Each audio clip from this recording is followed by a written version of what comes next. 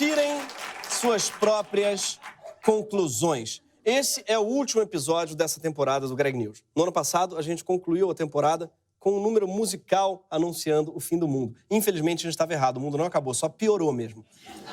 Mas não para todo mundo, tá? Teve um cara que esse ano leu um monte de livro, fez detox nas redes sociais, malhou, perdeu peso e, nesse exato momento, ao contrário de você, deve estar transando.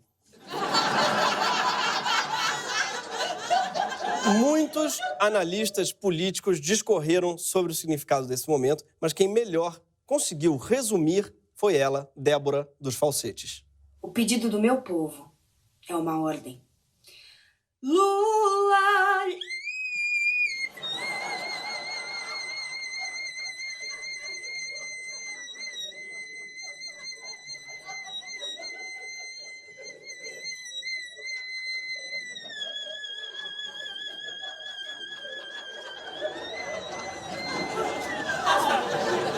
A polarização, de fato, ficou aguda. E, pra quem não conhece a Débora, ela surgiu ao lado da cantora mirim MC Melody e hoje tem se pronunciado nas redes através do falsete. Ao final de um longo trinado, ela quase sempre conclui com a frase: eu poderia ter ficado mais. Homofobia, crimes, reformas, censura.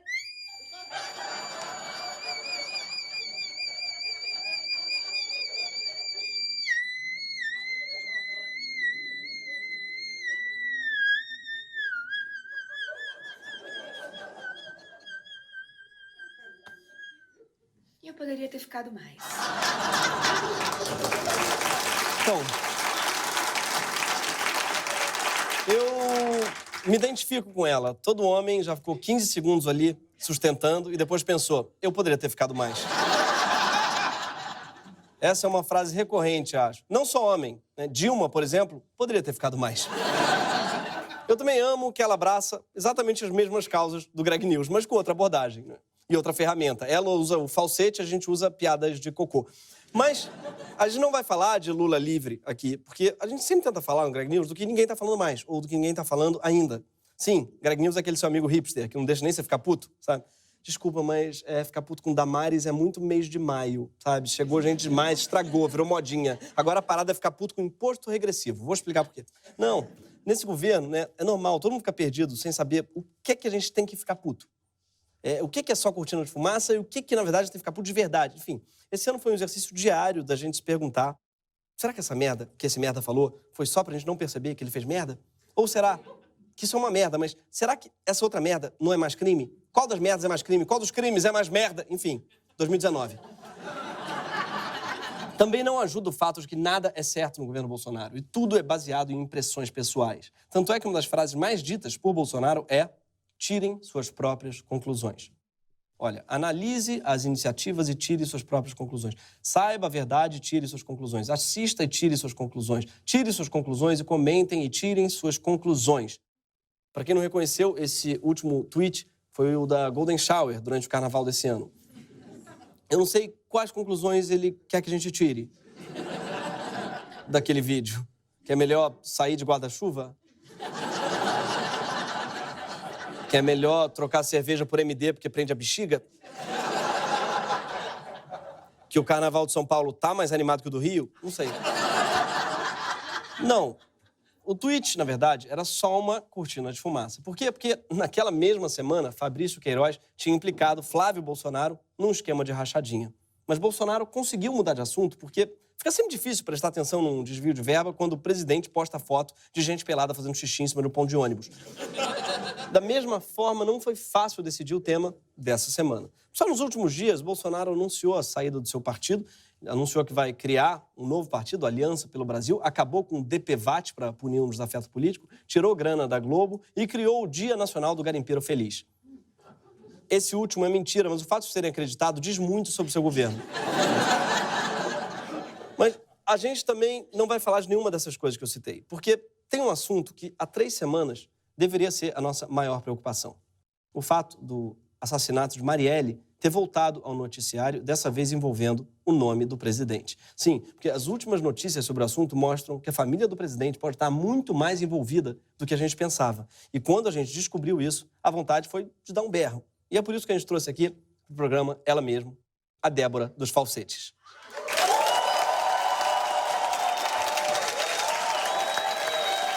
Obrigado, querida.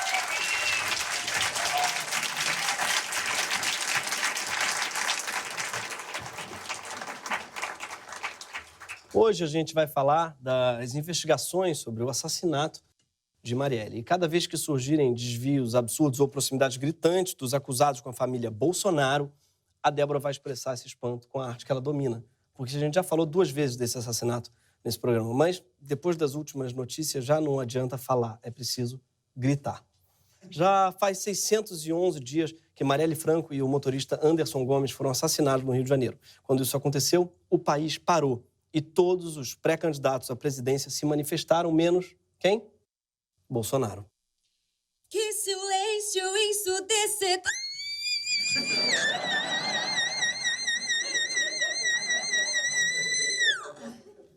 Na época, um assessor do presidente revelou que ele estava com intoxicação alimentar e não poderia falar. E depois disse que a opinião de Bolsonaro seria polêmica demais. Ou seja, ele provavelmente engoliu a merda que ia falar. No dia seguinte à morte de Marielle, 15 de março de 2018, a polícia começou sua investigação. Mas, desde o início, eles escolheram não ouvir testemunhas cruciais para elucidar o crime. Quem acabou fazendo isso foi uma repórter do jornal O Globo, que encontrou 2 testemunhas oculares do assassinato que ainda não tinham sequer sido chamadas a prestar depoimento. Não passou pela cabeça dos investigadores caminhar pelo local da morte e perguntar se alguém tinha visto algo, que é uma coisa que até os detetives do Prédio Azul fariam. Poucos dias depois, o Bolsonaro finalmente se pronunciou sobre o caso. Numa entrevista para o jornal O Dia, ele deu essa declaração aqui. Então, no momento, eu me resguardo o direito de permanecer em silêncio nesse caso e aguardo a conclusão das investigações. Eu não sei se eu vi muito Law and Order, mas me resguardo o direito de permanecer calado é uma resposta que alguém dá para a polícia quando é acusado de algo. Só faltou ele dizer que tinha direito a um telefonema. Ninguém estava acusando ele de nada, pelo menos até então. Ou seja... Passou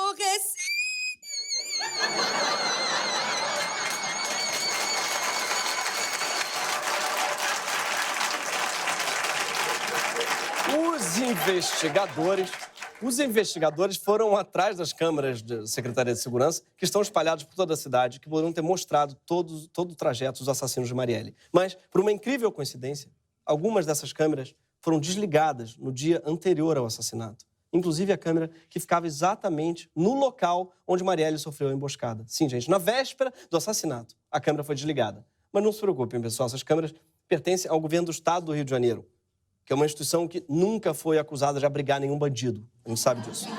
Então, deve ter sido realmente uma coincidência. Diante da falta de imagens das câmeras oficiais, a polícia resolveu usar imagens de câmeras privadas.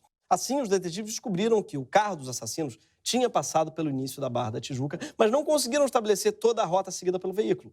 Mais tarde, quando questionados, os policiais alegaram ter assistido aos arquivos no formato errado, usando um programa que diminuía a resolução das imagens. Por isso, boa parte do trajeto feito pelo carro dos assassinos acabou passando despercebida. Sim, a polícia tratou as imagens que poderiam elucidar o assassinato político mais importante da década com a mesma displicência que você assiste aos TikTok do seu sobrinho, sem entender porra nenhuma.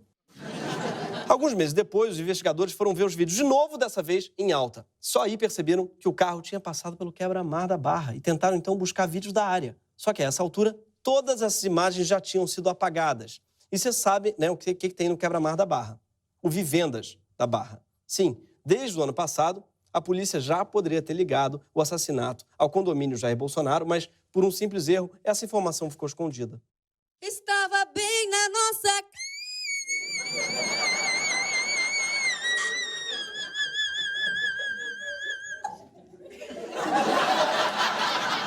Mas eis que, em maio de 2018, surgiram novos suspeitos do crime. Marcelo Siciliano, vereador pelo PHS, e o ex-policial militar Orlando de Curicica, miliciano da Zona Oeste do Rio, foram acusados de executar Marielle. A acusação partiu de um miliciano arrependido, que é um termo que, por si só, já é curioso. Parece um samba do Zeca Pagodinho. Eu deixei de extorquir família, eu deixei de cobrar o gás, Recobrei minha fé no Estado Democrático de Direito. Não? Na acusação, o miliciano arrependido diz que testemunhou um encontro entre Siciliano e Orlando num restaurante enquanto eles tramavam a morte da vereadora. Eu peço licença agora para apresentar esse personagem pitoresco que é o Marcelo Siciliano. Apesar de vereador em área de milícia, Marcelo se gaba de ser o mais jovem indicado ao Prêmio Nobel da Paz. Sim, a ONU teria indicado ele para o Nobel. Só que é óbvio que isso não é verdade.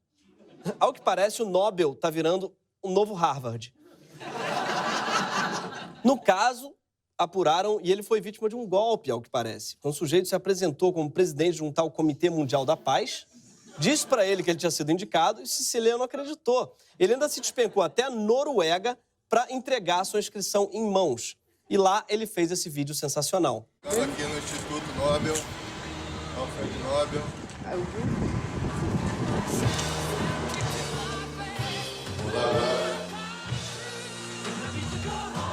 Hello, President. Eu estou representando os apóstolos do social com a indicação do Prêmio Nobel desse ano, de 2011. Eu não sei o que é que eu prefiro nesse vídeo. Se é o fato dele ter ido entregar a própria indicação ao Nobel pessoalmente, feito o Charlinho até Noruega. Se é o fato dele estar falando em português com o velhinho do Nobel. Ou se é a trilha sonora de fundo de We Are the Champions, my friend.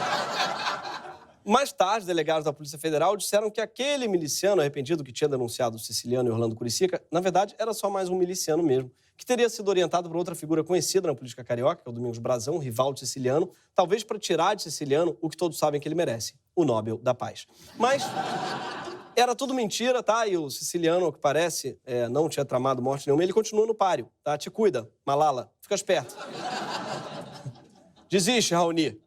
Acabou de ter um monopólio, tá? Desculpa aí, Greta, Siciliano, vem aí. Não muito tempo depois, em novembro de 2018, o jornal Globo publicou uma entrevista com o tal Orlando Curicica. E nessa entrevista, o Orlando cita, pela primeira vez, a existência de um escritório do crime, que é um grupo de matadores formado por milicianos que receberia proteção da Polícia Civil em troca de dinheiro. Em outra entrevista, Curicica acusou o escritório do crime de ter tramado o assassinato de Marielle.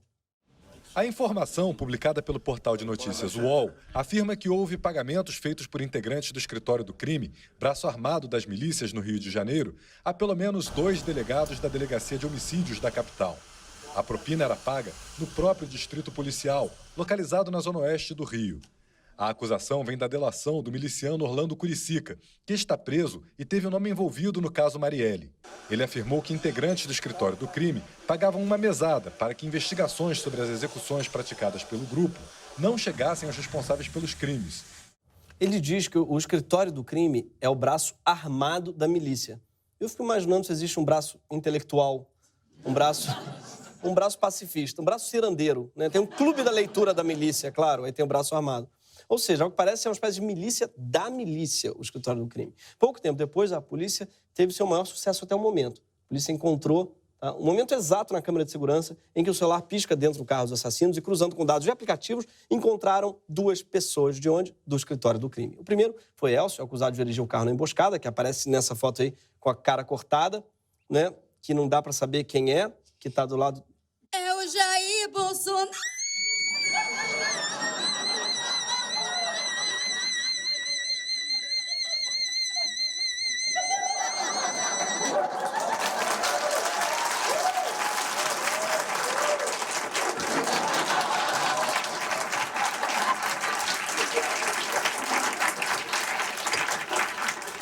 E no dia em que a polícia foi prender os suspeitos, a gente descobriu que o acusado de ter disparado os tiros contra Marielle Anderson, que é a Rony Lessa, morava no Vivendas da Barra, o mesmo condomínio de Bolsonaro.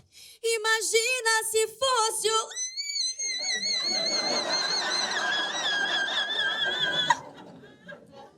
Os policiais apuraram também que outro importante integrante do escritório do crime, que é o Major Ronald, foi visto andando pela região onde Marielle foi assassinada minutos antes do assassinato. O Major Ronald também é suspeito de estar dirigindo um segundo carro, dando suporte aos assassinos de Marielle. Major Ronald é um dos CEOs do escritório do crime, junto com um ex-capitão da PM, que é o Adriano da Nóbrega. E os dois têm muita coisa em comum, mas o fato mais curioso é que os dois foram homenageados na Assembleia do Rio por Flávio Bolsonaro. É sério isso? É sério, é sério. É sério, bem bolante, né? Enfim, o Adriano, na época, estava preso, acusado de homicídio, e a medalha foi entregue para ele na cadeia. Defensor de bandido.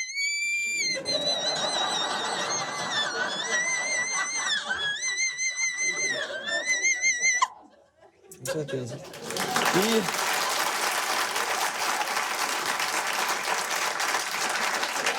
Adivinha quem apresentou o Adriano ao Flávio Bolsonaro? Sim, ele mesmo, Fabrício Queiroz. O Queiroz é o Forrest Gump do governo Bolsonaro. No sentido de que ele está em todo lugar. Né? Mas nas capacidades cognitivas, não. O Forrest Gump é o Carlos Bolsonaro, todo mundo sabe. O Queiroz é um personagem fundamental nessa história. E ele também merece que a gente pare tudo para falar dele. O Queiroz. Além de ex-assessor e ex-motorista de Flávio Bolsonaro, Queiroz é um sujeito que ganhava 23 mil reais por mês, aparentemente, mas que movimentou 7 milhões em 3 anos, o que foi considerado atípico pelo COAF. Queiroz mandava nas contratações da equipe do Flávio e é acusado de participar de um esquema de rachadinha do salário dos servidores que ele indicava. Entre eles, a mãe e a mulher do miliciano Adriano da Nóbrega. Mas Flávio diz que não tem nada a ver com isso, que o seu assessor fazia no seu gabinete era problema dele. Olha, o que meu ex-assessor faz ou deixa de fazer é responsabilidade dele. Eu não tenho como saber o que aconteceu. Desculpa, Flávio, mas tu te tornas eternamente responsável pelo miliciano que contratas.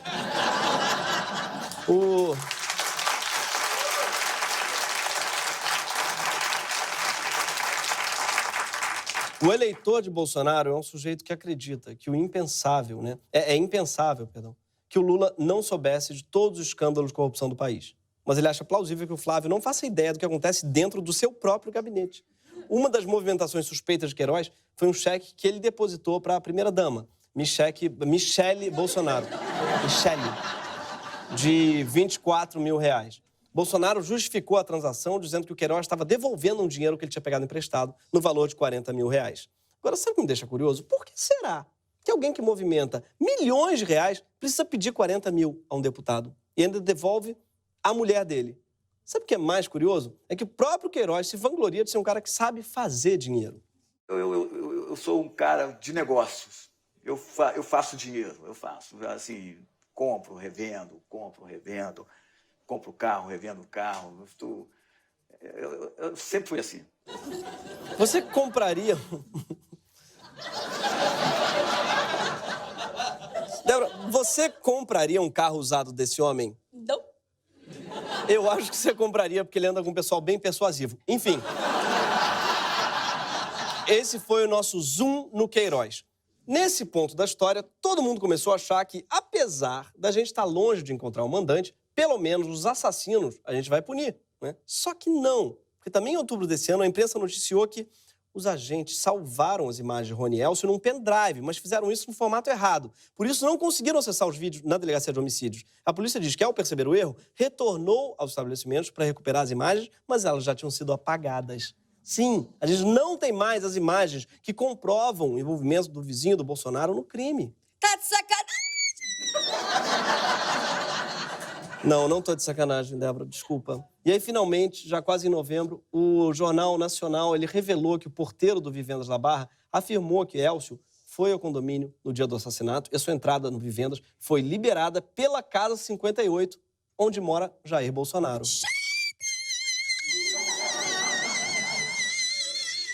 E eu poderia ter ficado mais. Muito bem.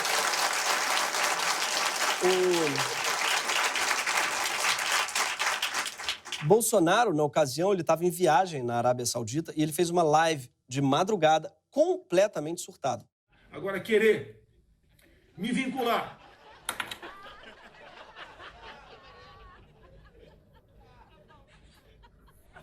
à morte da Mariela, seus patifes da TV Globo, seus patifes, canalhas, não vai colar. Tá nervoso, né? Eu acho engraçado que ele fala Mariela pra mostrar a falta de intimidade com a pessoa, como se ele não soubesse o nome dela. É tipo o Frota dizer por aí que ele nunca apoiei esse tal de Jailson Bolsonaro. Não sei quem é esse brother. E a pausinha dramática que ele dá, não sei se perceberam. Eu não sei se foi para segurar o choro ou porque ele tá tão nervoso que deu uma de Flávio Bolsonaro. Outra coisa peculiar dessa live foi que Bolsonaro reclamou que quer incriminar os filhos dele por tudo. O que foi muito estranho, porque ninguém estava tentando incriminar os seus filhos. Ninguém sequer tinha citado os seus filhos até então. É tipo alguém perguntar, né? Como é que foi ontem no escritório? Foi ótimo, olha, eu não transei com tua mulher. Oi? Na manhã seguinte, Carlos Bolsonaro, que também mora no Vivendas, ele foi correndo pro Twitter para apresentar um álibi que ninguém tinha pedido. Carluxo afirmou que ele estava na Câmara dos Vereadores durante toda a tarde do dia em que Marielle foi assassinada e que, portanto, não poderia ter nada a ver com a entrada de Elcio no Vivendas. Mas quando ele foi mostrar os áudios que ele mesmo coletou na portaria do condomínio, antes da polícia, ele acabou revelando que ele tinha pedido um Uber em casa poucos minutos depois da entrada de Elcio. Ou seja, de acordo com os arquivos do próprio Carlos, ele não estava no lugar que ele disse que estava. Mas, em defesa dele, os arquivos podem, sim, ter sido adulterados por ele mesmo. Tonho da Lua!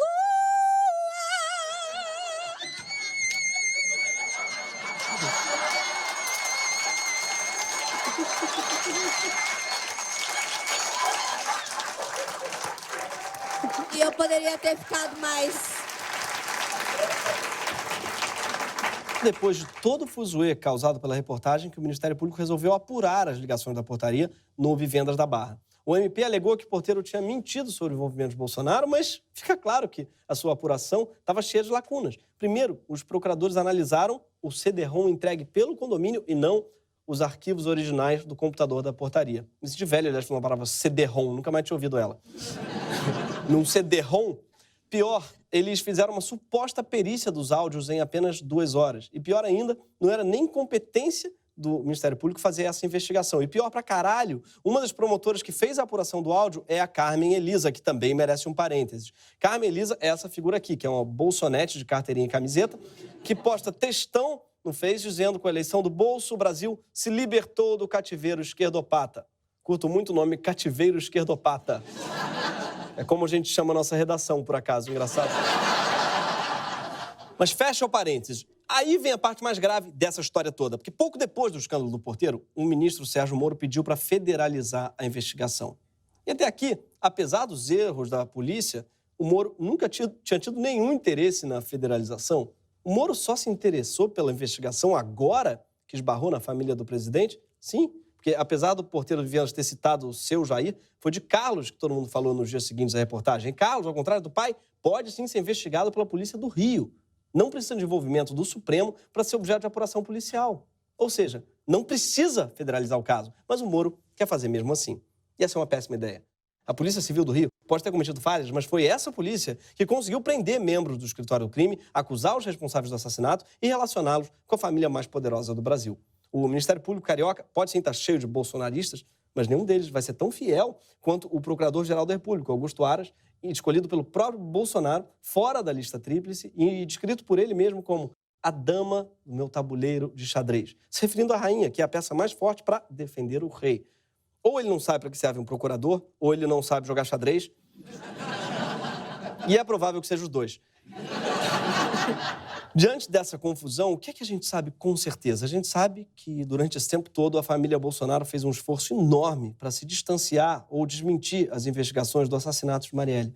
E se as declarações, as adulterações e as instituições não deixam a gente afirmar que a família Bolsonaro está envolvida nesse crime, a gente só pode pedir que vocês, diante de tudo que a gente contou, façam como o presidente recomenda e...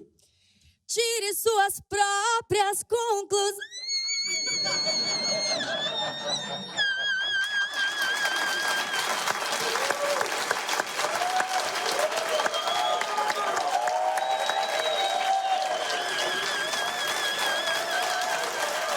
Gente, muito obrigado. Esse foi o Greg News. Essa foi a Débora de Falsete. E ano que vem tem mais. Está confirmada a próxima temporada do Greg News. Sim, vai ter mais ano que vem.